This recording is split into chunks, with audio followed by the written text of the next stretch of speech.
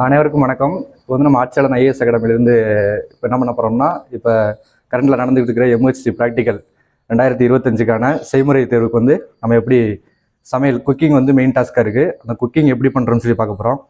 அதில் முதன்மை என்ன பண்ணுறோம், அந்த கிச்சடி ரவையை மெயினாக வச்சு கிச்சடி செய்ய போகிறோம். அந்த ரவை கிச்சடி எப்படி செய்யணும்னு சொல்லிட்டு நம்ம பார்ப்போம். ரவை கிச்சடி செய்கிறதுக்கு முன்னாடி என்ன பண்ணோம் அப்படின்னா, ரவையை வந்து நம்ம லைட்டாக நெய் போட்டு வறுத்து எடுத்துக்கிறோம். அந்த வறுத்தெடுத்த ரவை வந்து பக்கத்தில் இருக்கு பார்த்துக்குங்க. அதுக்கப்புறம் நம்ம என்ன பண்ண போகிறோம்னா, ஃபஸ்ட்டு அடுப்பு ஆன் பண்ணுறோம்.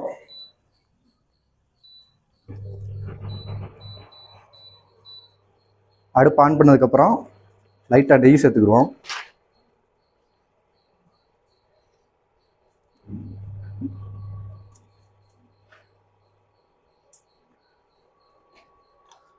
நெய் சேர்த்ததுக்கப்புறம் லைட்டாக ஆயில் சேர்த்துக்குருவோம், எண்ணெய் சேர்த்துக்குருவோம். எண்ணெய் சேர்த்ததுக்கப்புறம் கடுகு போடணும். எண்ணெய் ஹீட் ஆயிடுச்சு. எண்ணெய் ஹீட் ஆனதுக்கப்புறம் கடுகு போடுறோம். கடுகு போட்டதுக்கப்புறம் கொஞ்சம் பருப்பு போட்டுக்கிறோம். கருப்பு போட்டு லைட்டாக கிண்டி விட்டுக்கிறோம்.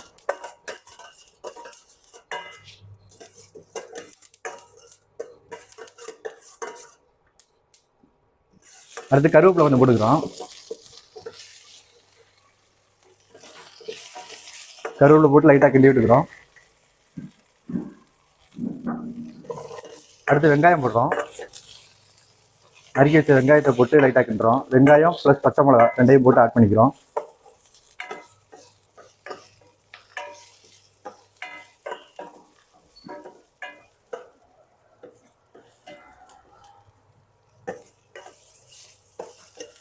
இப்போ பார்த்தீங்கன்னா லைட்டாக நெய், ஆயிலு, அதுக்கப்புறம் கடுகு, பருப்பு ப்ளஸ்ஸு வெட்டி வச்ச வெங்காயம், பச்சை மிளகா, கருவேப்பிலை இதை போட்டு மிக்ஸ் பண்ணிக்கிறோம். கொஞ்சம்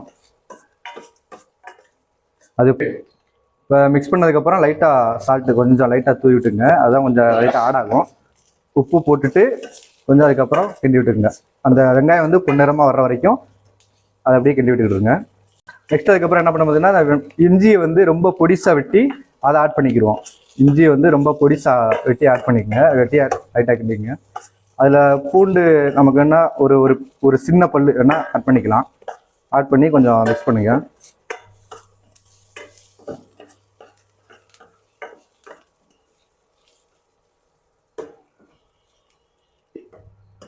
அப்புறம் தக்காளி கொஞ்சம் நல்லா மிக்ஸ் ஆயிடுச்சு, ஒன்றும் பிரச்சனை இல்லை.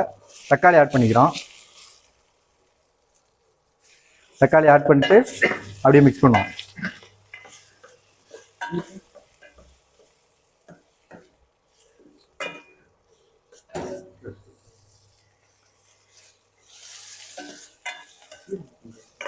இப்போ அடுத்து கேரட்டு வெட்டி வச்சு, அதாவது பொடிசா கட் பண்ண கேரட்டை வந்து ஆட் பண்ணிக்கிறப்ப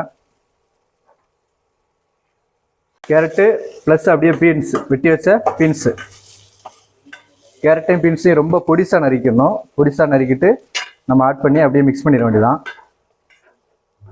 இதில் வந்து நம்ம பச்சை பட்டாணி வேணால் நம்ம ஆட் பண்ணிக்கலாம். அது கொஞ்சம் நல்லா இருக்கும், டேஸ்ட்டாக இருக்கும். பச்சை பட்டாணி வந்து நம்ம ஊற வச்சு எடுத்து ஆட் பண்ணிக்கலாம். பச்சை பட்டாணியை இப்போதைக்கு நம்ம பச்சை பட்டாணி போடலை. ஆனால் இந்த பீன்ஸ் கேரட்டோட பச்சை பட்டாணி வேணால் நம்ம ஆட் பண்ணிக்கலாம். ஆட் பண்ணிவிட்டு அப்படியே கொஞ்சம் கிண்டி விட்டுருக்க வேண்டியதான்.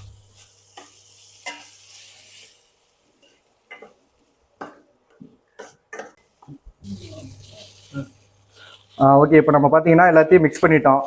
ஆரம்பத்துலேருந்து எல்லாம் மிக்ஸ் பண்ணிட்டு நல்லா வதங்கணும். அந்த கேரட்டு பீன்ஸ்லாம் கொஞ்சம் வெந்துடணும். அந்த ஆயில் ஊற்றுறதுக்கப்புறமே நல்லா வதங்கினதுக்கப்புறம் என்ன பண்ணுறோம் அப்படின்னா, வந்து நம்ம தண்ணி ஆட் பண்ணணும். தண்ணி ஆட் பண்ணுறதுக்கு முன்னாடி நம்ம இந்த கப்பில் தான் வந்து ரவை எடுத்தோம். நம்ம எவ்வளோ பெரிய கப்பில் ரவை எடுக்கிறோமோ அவ்வளோ பெரிய கப்புலேயே வந்து உப்புமாவுக்கு வந்து நம்ம 2 மடங்கு தண்ணி ஊற்றுறோம். கிச்சடிக்கு வந்து நம்ம 3 மடங்கு. இப்போ வந்து இதில் 1 கப் ரவை எடுத்தோம் அப்படின்னா 3 கப் தண்ணி ஆட் பண்ணணும். பார்த்துங்க, அதே மாதிரி நம்ம தண்ணி ஆட் பண்ணிடுறோம். தண்ணி ஆட் பண்ணிட்டு கொஞ்சம் நல்லா வேக வைக்கணும், கொதிச்சு வேக வைக்கணும். இது 2வது கப் தண்ணி. அப்புறம் 3வது கப்பு ஒரு தடவை ஊற்றணும். 1 கப் ரவைக்கு 3 கப்பு தண்ணி வந்து ஆட் பண்ணணும். அது கரெக்டாக ஆட் பண்ணிக்கோங்க. ஆட் பண்ணியாச்சு. இப்போ நம்ம கொஞ்சம் நேரம் இந்த தண்ணியிலே வந்து கொதிக்கிற வரைக்கும் ஆட் பண்ணணும். இப்போது ஏற்கனவே நம்ம சால்ட்டு உப்பு போட்டோம். அது வந்து அந்த கேரட் பீன்ஸ் அதில் வந்து கொஞ்சம் ஆட் ஆகிருக்கும். இப்போ நம்ம என்ன பண்ணால் தண்ணி ஊற்றுனதுக்கப்புறமும் அதில் சால்ட்டு வந்து ஆட் பண்ணணும். அப்போ தான் அது வந்து அந்த ரவையில் வந்து பிடிக்கும் அந்த உப்பு. அதனால் வந்து இப்போ நம்ம கொஞ்சம் உப்பு போட்டு சேர்த்துக்கிடுவோம். இப்போ உப்பு வந்து நம்ம வந்து இந்த தண்ணீர் ஊற்றுனதுக்கப்புறம் நம்ம அந்த தண்ணியை எடுத்து டேஸ்ட் பண்ணி பார்த்துக்கிறணும், உப்பு அதிகமாக இருக்கா கம்மியாக இருக்குன்னு. அதுக்கேற்ற மாதிரி தான் நம்ம திருப்பி அகைன் வந்து உப்பு ஆட் பண்ணணும். இப்போ உப்பு ஆட் பண்ணியாச்சு. லைட்டாக கொதிச்சு அந்த இருக்கிற காய்கறியும் கொஞ்சம் வேகிற வரைக்கும் கொதிக்க விட்டுருவோம். கொதிக்க விட்டதுக்கப்புறம் தான் நம்ம இருக்கிற ரவையை வந்து அதில் ஆட் பண்ணி கிண்டி விட்டு எடுத்தோம்னா கிச்சடி வந்து ரெடி ஆயிரும். இப்போ வந்து கொதிக்கிட்டு கொஞ்சம் நேரம். இதில் வந்து மஞ்சப்பொடி கொஞ்சம் ஆட் பண்ணிக்கிறோம். மஞ்சப்பொடி கண்டிப்பாக போடணும். அது லைட்டாக போட்டால் போதும், ரொம்ப போடக்கூடாது. அதுக்கப்புறம் பெருங்காயப்பொடி லைட்டாக ஆட் பண்ணிக்கணும். பெருங்காயப்பொடி போடணும். பெருங்காயப்பொடி லைட்டாக ஆட் பண்ணிக்கங்க. பெருங்காயப்பொடி மஞ்சப்பொடியும் அந்த தண்ணியில் சேர்த்து ஆட் பண்ணிக்கங்க. ஆட் பண்ணிட்டு கொஞ்சம் நேரம் கொதிக்க விட்டதுக்கப்புறம் நம்ம அந்த வறுத்து வச்ச ரவையை எடுத்து மிக்ஸ் பண்ணிடலாம். இப்போ நம்ம வறுத்து வச்ச ரவையை வந்து அந்த கொதிக்கிற தண்ணியில் ஆட் பண்ணிவிட்டு அப்படியே கிண்டி விட்டுட்டே இருக்கணும். நம்ம கிண்டாமல் விட்டுட்டோம் அப்படின்னா கட்டி ஆயிரும். அந்த கட்டி ஆனதுக்கப்புறம் வந்து கொஞ்சம் நல்லா இருக்காது. அதனால வந்து நம்ம ரவையை ஆட் பண்ணும்போதே கிண்டி விட்டுட்டே இருக்கணும். நல்லா கிண்டிடணும். நல்லா கிண்டி விட்டு இருந்தோம்னா அதுவே மேக்ஸிமம் அந்த தண்ணியோட சேர்ந்து போக போக கொஞ்சம் கெட்டியாயிரும். கெட்டியானதுக்கப்புறம் நல்லாயிரும். இந்த கிண்டிக்கிட்டே இருக்கணும்.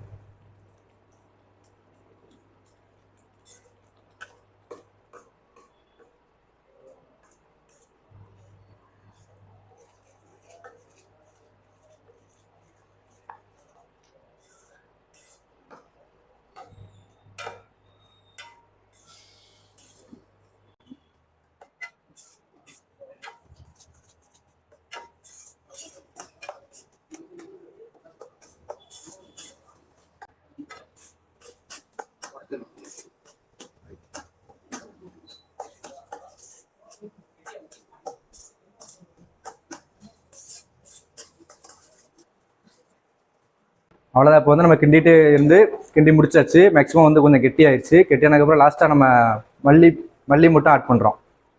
வெட்டி வச்ச நைஸாக வெட்டி வச்ச அந்த மல்லி ஆட் பண்ணிடுறோம். அவ்வளோதான் முடிஞ்சு. அதுக்கப்புறம் அடுப்பை ஆஃப் பண்ணிடுறோம். அடுப்பு ஆஃப் பண்ணிட்டு மல்லியை தூவி விட்டோம்னா சூடான சுவையான ரவா கிச்சடி ரெடி.